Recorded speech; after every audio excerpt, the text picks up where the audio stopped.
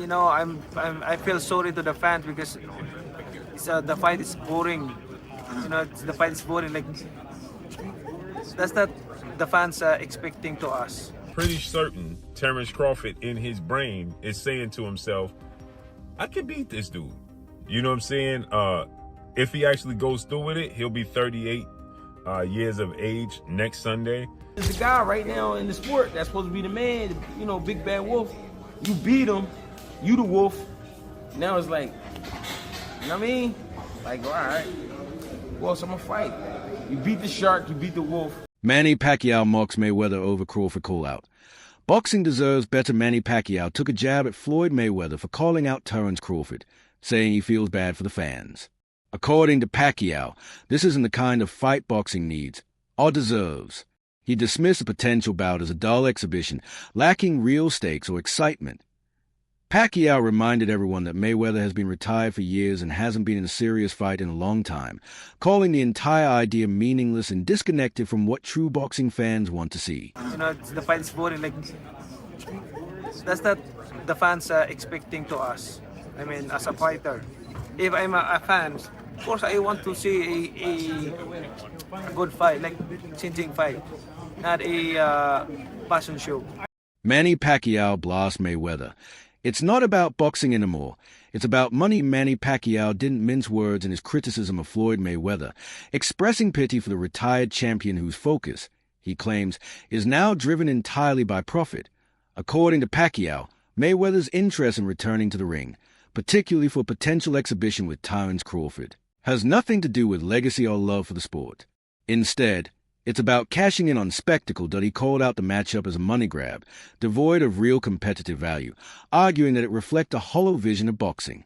For Pacquiao, the sport is being reduced to a business act, where fighters parade like models on a runway rather than step into the ring as true warriors. Now, in the beginning of this conversation, you say, I don't like boastful people. How was it like fighting Mayweather then? Did he get on your nerves? Because I feel like he's a little bit more boastful than the people you might be wanting to hang out with. Yeah, he's boastful. I think his God is the material things, money, everything like that. I'm pity with him because I want to share the word of God in him if he believe God. Yeah, I've heard he's a generous man. I think he's done good things. I think, you know, he kind of reminds me of like a lot of people are like this, by the way, including myself. I'm not just saying him. I'm including myself. The man who goes up to Jesus and says, what should I do to get into heaven? He says, sell all your belongings. And he walked away crying because he couldn't sell his belongings. Floyd Mayweather versus Mike Tyson 2026 announcement sends shockwaves through boxing. The announcement that Floyd Mayweather and Mike Tyson will face off in 2026 has sent shockwaves through the boxing community. Experts quickly noted that this isn't a clash between two fighters at their prime, but rather an entertainment spectacle designed primarily to generate massive revenue. The Tyson bout is seen as a warm-up for Mayweather's potential fight against Terence Crawford later that year. Industry insiders agree that both events are crafted with financial gain in mind, anticipating huge pay-per-view numbers. While Tyson still commands legendary status and Mayweather boasts a powerful global brand, the matchup is expected to draw worldwide media attention despite lacking true sporting significance. Broadcast for Jake and Tyson, and you know, some people like the likes of Carl Froch viewed that as an endorsement. Like, look, man, I'm just working. It's a big opportunity to be on Netflix. I didn't put the fight together. I'm not paying these guys. So, you know, let's chill out. But all right, I'm not going to poo-poo this. I just don't know what CSI is, and the way it was presented made me think that there was like a secondary press release to come, that they'll be involved in like some sort of like virtual boxing thing. Like, it just didn't seem real. You know why it didn't seem real? I'll tell you why. There's no date attached to it. There's no venue attached to it. Forget rules, exhibition, not exhibition, weight. I mean, here's a guy who fought a heavyweight fighting forget all that. These things can get figured out. The fine details. The fact that it was announced, why announce something with no date or location attached to it? What's the point? Unless you're just trying to get people excited and trying to get them, you know, trying to get some investors or something like that. But maybe also testing the waters. If the response was overwhelmingly positive, maybe you go, okay, we move forward. If the response is muted or negative, maybe you go, okay, we're not going to actually do this. You know, you lob it out there as a way to poll the public, and then make an adjustment. So you don't think it happens? I do not think it happens. I just don't think there will be enough interest. I know they have huge name value. There's zero after the last performance by Mike Tyson against Jake Paul. I don't think there's going to be interest in seeing Mike Tyson do that again. Terence Crawford pays tribute to Manny Pacquiao's legendary career. Terence Crawford has consistently expressed deep admiration for Manny Pacquiao. When discussing the Filipino icon, Crawford highlighted that Manny's career is truly one of a kind in boxing history. Pacquiao captured titles across multiple weight classes, often stepping up to face bigger opponents and defying the odds. Crawford emphasized that Manny's achievements are not only historic but also incredibly difficult to replicate, as he rose to greatness during a unique era, taking on challenges that few fighters would even consider. The world, not me, but shocked the world.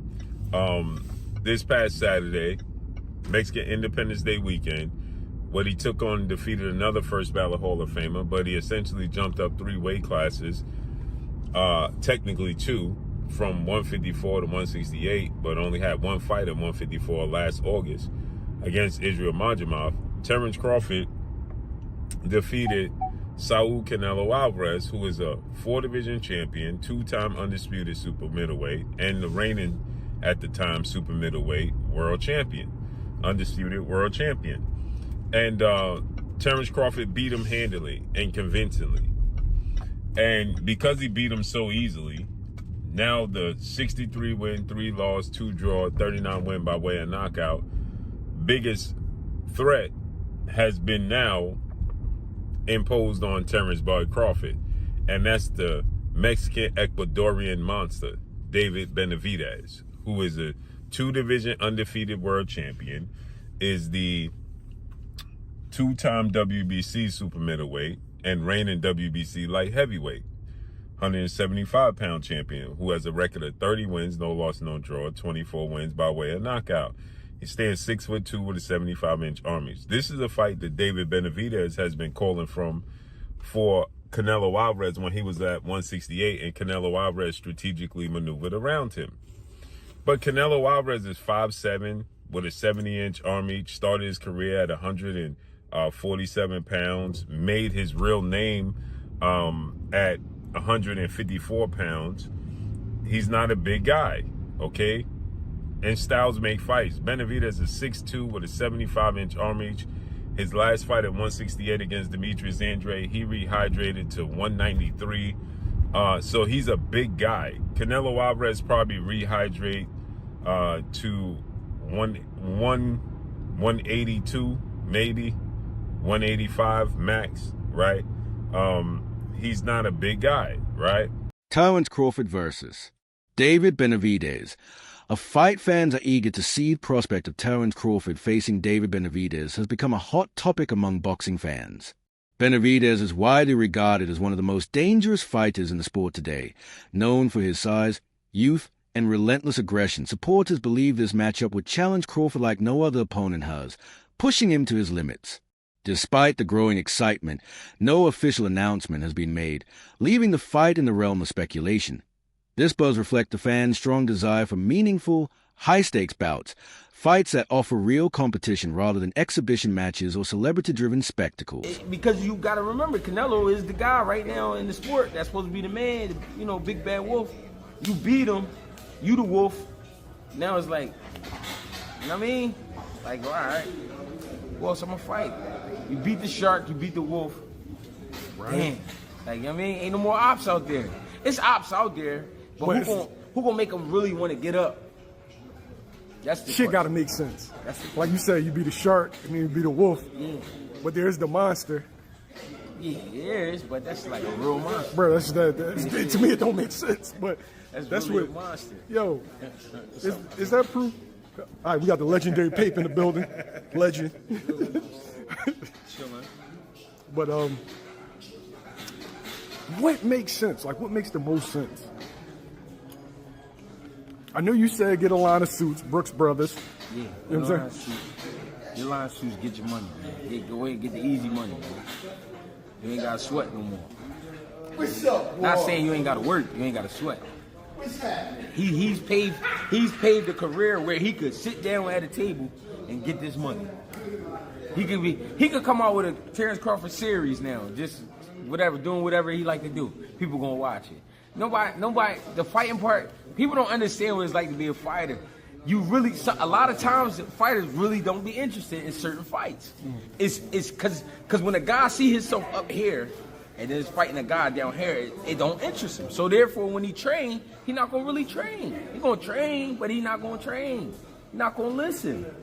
He gonna feel like his coach taking it too serious, and he's like, man, this ain't even that. But your coach like, listen, you could get fucked up. I'm telling you, you don't want to listen. Then you go in there and fight that guy. Then you get fucked up. I seen it. Trainer Greg Hackett praises Terence Crawford's dominance after victory over Canelo Alvarez. Trainer Greg Hackett spoke with great admiration when reflecting on Terence Crawford's stunning win over Canelo Alvarez.